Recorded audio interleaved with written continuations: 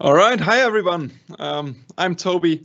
Welcome to this talk about organizational design, creating flexible working practices in a post-COVID environment. One small administrative announcement. If you have any questions, just leave them in the chat and we'll try to answer all of them as good as we can. All right, so organizational design. Creating flexible working practices. What does that actually mean, and why is that a topic that we're going to be dealing with today, and what is my expertise in that? So let me start with a brief introduction. I'm Toby. I'm a co-founder of HQ Labs and Aworks. We do B2B SaaS tools, and we've been doing that for more than 10 years. And our SaaS tools deal with organizational design. So we have helped teams organize their projects, their tasks, their work in general.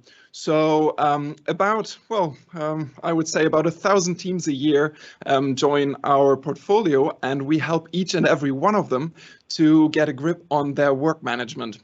And that's the experience I would like to share with you today, especially when it comes to the changes that COVID has brought to our working environments. Now, the industries that I see are very diverse. We work with a lot of creative folks who have their very own, very creative, very flexible work environments. We also work at the very other end of the spectrum, so public services, banks, and other more traditionally oriented organizations. So there's a nice mix there as well. And my personal mission is to explore the evolution of work. That's what I would like to know as much about and to contribute to as much as I can. So that's the expertise that I bring to this talk today. Now, let's dig right in. Obviously, COVID has brought a huge disruption, a huge change to the way that everybody works. And my expertise is with teams who do knowledge work, right? So that's the setting that I can contribute to. And there is one very general fundamental mechanism that we all suffer from. We systematically overestimate change in the short term, but we underestimate its long-term impact. So currently, that is exactly what we see when we start talking about the changes that COVID has brought to our work environments. Everybody is going crazy about how video conferencing and better remote collaboration tools will actually change the way we work fundamentally forever. But I would say that impact is probably very minor. Because in the end, what we try to do with all those tools is we simply try to translate things that we've always done in person into the virtual space. And the long-term impact is, well, you can work from anywhere you want, but the work itself doesn't change at all. We simply change the medium that we work in. But what is going to be hugely impactful long-term is the changes that this will have on leadership and team culture. And we haven't even begun to really see those and to be able to judge those fully. So that's what I'd like to talk about and to give my perspective on.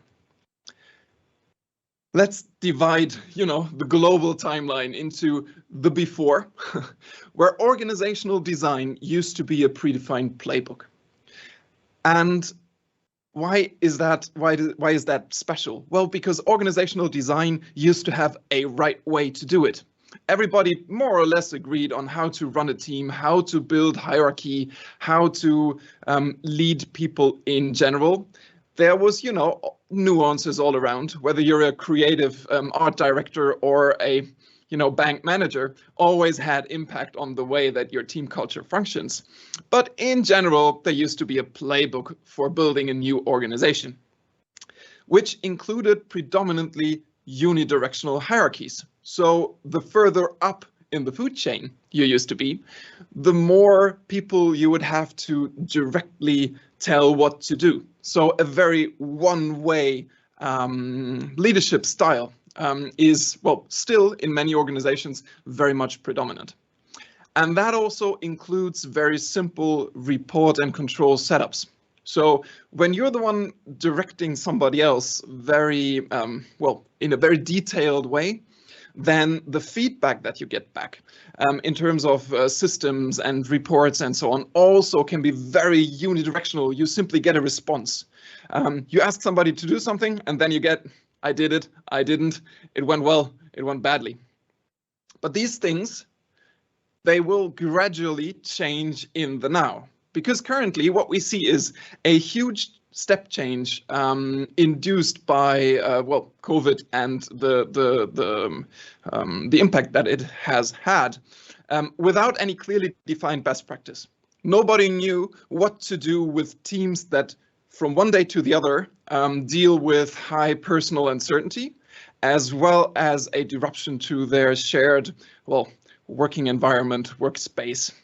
And while remote environments that we see more and more at the moment are just as productive as local ones, they are much less controllable.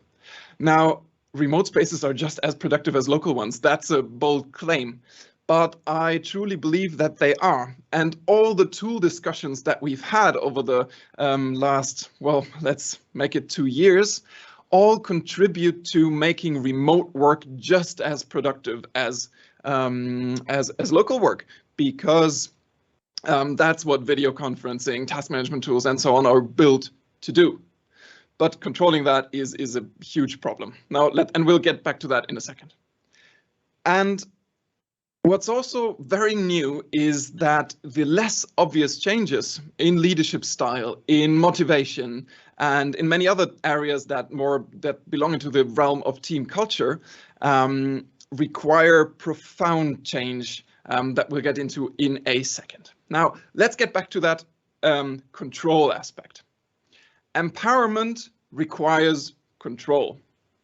And that's something that I feel the public discussion around remote work, new work, COVID-induced work setups are completely ignoring for the time being. Everybody talks about empowering people when they are remote to take their own decisions and to lead their own teams and to find their own work style. But what everybody keeps ignoring is that this is a huge a huge ask for somebody for a leadership position who has never been trained for this. And good leadership requires a safe environment for people in leadership positions. Because if they don't feel safe, what they do is they start to micromanage in a high level of detail. And that's something that is directly opposite to giving more empowerment or to empower teams in a way that we consider to be modern. And that also brings a lot of creativity and power to teams. So from a leadership perspective, in order to gain a safe environment that will allow leaders to empower their teams, that requires visibility. It requires a certain degree of control.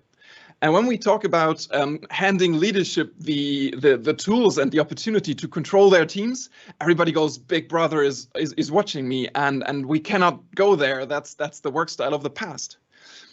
But I would say it's not. It's a very legitimate feeling that leaders all over the world have currently. They have the feeling that they're losing control of what is actually happening in their teams. And after all, being in a leadership position is not only about directing teams and people, it's also about being responsible for those teams' results. So it's a very legitimate ask to say that leaders need tools and methods to control in order to be able to let go and empower their teams to take their own decisions. That goes hand in hand, and that's a change that has been very much overlooked over the last couple of months. There's another aspect to the changes that we see in our post-COVID environment. It's that our world is more asynchronous than ever before. Sounds simple, you know, a WhatsApp chat is a very asynchronous style of communication, and everybody is very much used to that. But completely asynchronous work in a business setting is still very much under development. And A lot of people still try to completely ignore that. That's why video conferences and online meetings are in such high demand, because we try to transfer the synchronous mode of teams leadership and work into the digital environment. But asynchronicity is a fact of modern work. It won't go away. People work in more time zones. They work on different projects simultaneously. People need to work asynchronously to be able to cope with the complexity of modern work. So it doesn't do to ignore that and to try to keep that slow, synchronous style of teamwork. But without the proper infrastructure, that is an invitation to chaos. If you're trying to work asynchronously, but the only way to communicate is in a synchronous, I don't know, video conference, that won't work. It'll just overload people's schedules completely and won't help anybody. Fortunately, there are digital tools, and we'll get to those in a second, that are designed for asynchronous work and that take the brunt of that coordination between projects. Now, what are those tools? And as I said in the beginning, that's the part that we contribute to this entire setup with the company that we run. Aworks is a work management tool, and we design it to be modern teams' operating system.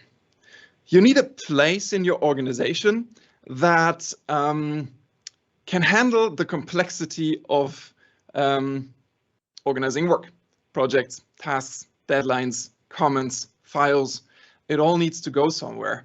And if you use traditional tools for that, be they video conferences, emails, file storage in a very traditional manner, that will just amplify the chaos instead of merging all these things in one place. And that is one of the reasons why we need modern tool setups to work in that way. Let me talk about a third aspect that has changed very much over the past couple of months. The only motivator that actually works when people are remote is purpose. Sounds simple, but I think it's not. And the real reason for that is widely overlooked. Now, traditionally, when everybody shares an office, sees each other every day, there's a couple of methods that really work very well and have worked well historically. There is the competition between team members that works as a motivator. When everybody sees how well everybody else does, that is something that usually motivates people. There is peer pressure, enforcing values, enforcing behaviors that only works well when you have direct contact all day long, every day. There is team-based reassurance, which is sort of the opposite of that.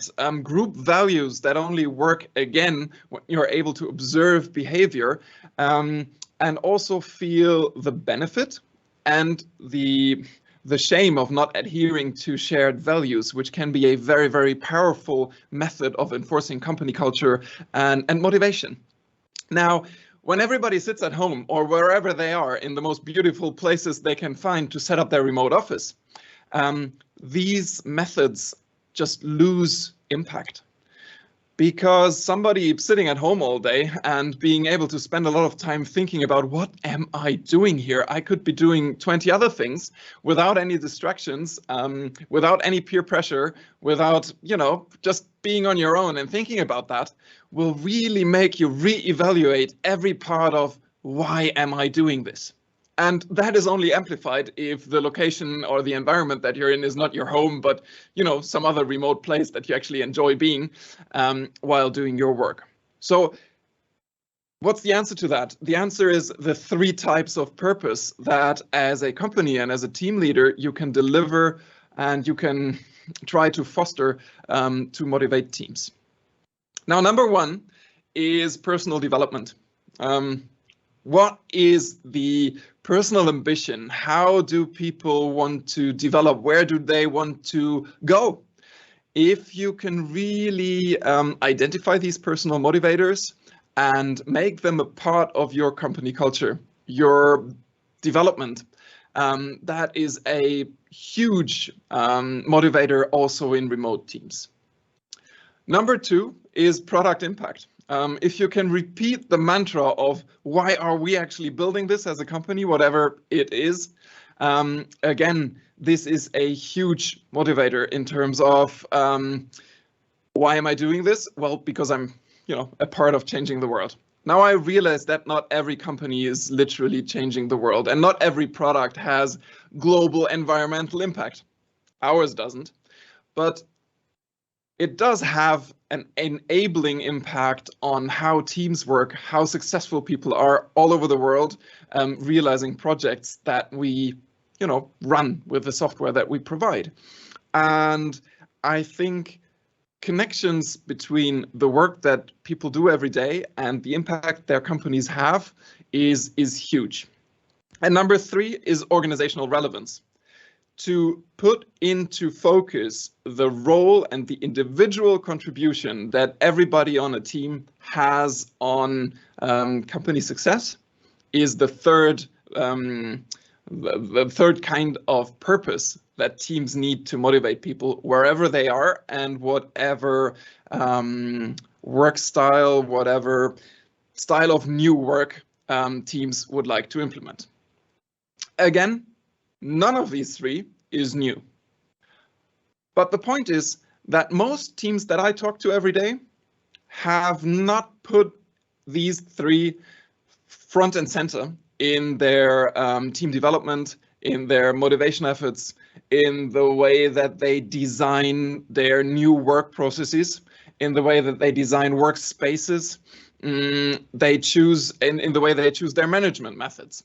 And there are methods around that have been around for 20, 30 years, such as objectives and key results, a management tool that actually tries to put everything that happens in a company or in a team into a larger perspective and visualize the individual's personal impact on company development. I think that management methods like that will be everywhere over the next couple of years, because companies who don't use them and who don't put the purpose-based motivation into the center of how they build teams will have huge problems building their teams and finding people who are motivated to work for them. Now, why am I, as somebody who's usually implementing software at teams worldwide, why am I talking about this? Why is motivation suddenly something that I'm interested in when it comes to team building? Well, I think that modern teams need 3 things in the landscape, in the tool landscape that everybody sets up at the moment. And tools, and tools are for fools. Those are all things that we keep saying at the moment, because everybody is introducing basically a new tool for organization or team organization every day. So it feels like we're overwhelmed with digital tools and digital processes. And it's difficult to actually keep track of what do we need? What do teams really need when it comes to a modern organizational tool landscape? And we believe that those are 3 things. Number 1, every team needs an operating system, a tool that helps organize everything that's going on. That's what we do with Aworks.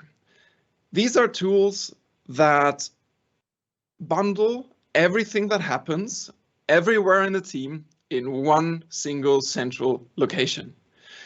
You bundle different topics into projects. Those projects will contain to-dos, tasks. These will have status.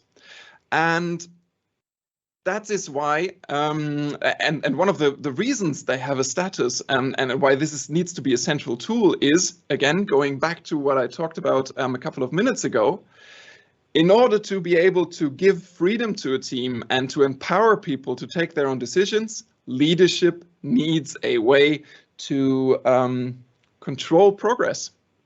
And that happens in a central organizational system that is accessible for everyone. That is a central hub for collecting all the progress information in one place, and that lets leadership take stock of where we are and put things into perspective. Now, what is the alternatives? How did this happen in a pre-COVID environment? Well, it happened in team meetings, basically. So whenever leadership needed a status, there would be some sort of team meeting where everybody would get together. You would go through an agenda and tell everybody else, you know, the status of the work that you do. That's too slow. That's too synchronous. And that's just not doable in a post-COVID environment. So an organizational tool is the basis for running successful teams. Number 2, communication.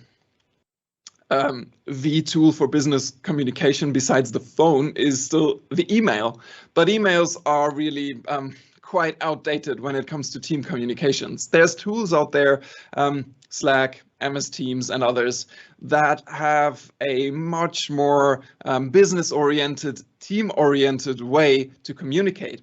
And I would wager that just a couple of years from now, it will be very, very difficult to find teams that have not introduced a more streamlined, team-oriented way of communications than the email. And it's the absolute minimum to implement some sort of rapid, asynchronous chat solution in a team that then again integrates as much as possible with all the other tools that teams have nowadays. And number 3 is a way to document knowledge. Now, in a very local world where everybody shares an office or at least a building and you can walk around or call someone whenever you want during office hours, it's very easy to access all that, all the knowledge stored, you know, just in people's minds. But as soon as you're dealing with people working remotely, working on several projects or even in several companies at once, you need a way to document knowledge more easily. And again, it's the same reasons that I talked about before. The world is more asynchronous, so knowledge needs to be accessible whenever you need it in a location that doesn't depend on everybody else to be available to. Knowledge is very important, again, to empower teams, because if you don't have a way to control best practice, to provide knowledge in a very prepared form, leadership will feel the need to actually tell everybody to do exactly what they want them to do all day long, which is a huge problem if you're trying to build a modern team. So these are the 3 tools that teams need: organization, communication, documentation. And for each of these 3 categories, there is an abundance of tools available on the market. There's different organizational operating systems, such as Aworks. There is different communication tools, such as Slack or Teams. There are different documentation tools, such as Confluence, Notion, whatever. And it doesn't, I'm going to go ahead and say this, even though it's kind of against our product mission, but it doesn't really matter which one you choose compared to choosing one in each of these categories. And it's, as I said, there will hardly be a team out there not running at least one solution for each of these aspects in the next years. Now, everything in life and in work is a project. That's good news, because when you start to think about work as being divided into separate projects, you suddenly realize that people have been organizing projects successfully, more complex ones, simpler ones, routine ones, for decades. And there are methods out there, proven methods to organize projects. And whoever wants to get a project management certificate, everybody who's ever worked in a management consultancy, and a lot of other people too, have been trained in these methods. And they go from simple planning tools to more complex stakeholder management processes. But the thing is, we've largely ignored that, because most teams think that, well, project management is something for project managers. And whenever we don't call something a project, it's not, and we can just ignore best practice on those topics. For example, managing a marketing team is a classic project, but nobody calls it that. It's just team management. It's everyday work. You know, it's my day-to-day. I don't need a complex planning method for that because I do it every day. And that is one of the biggest mistakes in team building and also in leadership that I see in companies that we approach at the moment, because people just ignore that best practices for organizing complex, distributed, remote work have been in place forever. And once everybody gets on board that everything in life and work is actually a project and project management methods can be applied to it, life becomes much easier. So let's set work up like it's a project. Let's use those methods. And that's what we call work management, as opposed to project management. And those are the methods that we'll see in the tool stack and in the way that teams organize in a post-COVID world. It's going to be a world of project managers, just nobody's ever going to call them project managers anymore, because it's just going to be a part of everyday leadership and team building. Thanks for listening. Happy to answer all your questions. And if you'd like to get in touch, add me on LinkedIn. My name is Tobias Hagenau. I'm easy to find, and have a great day.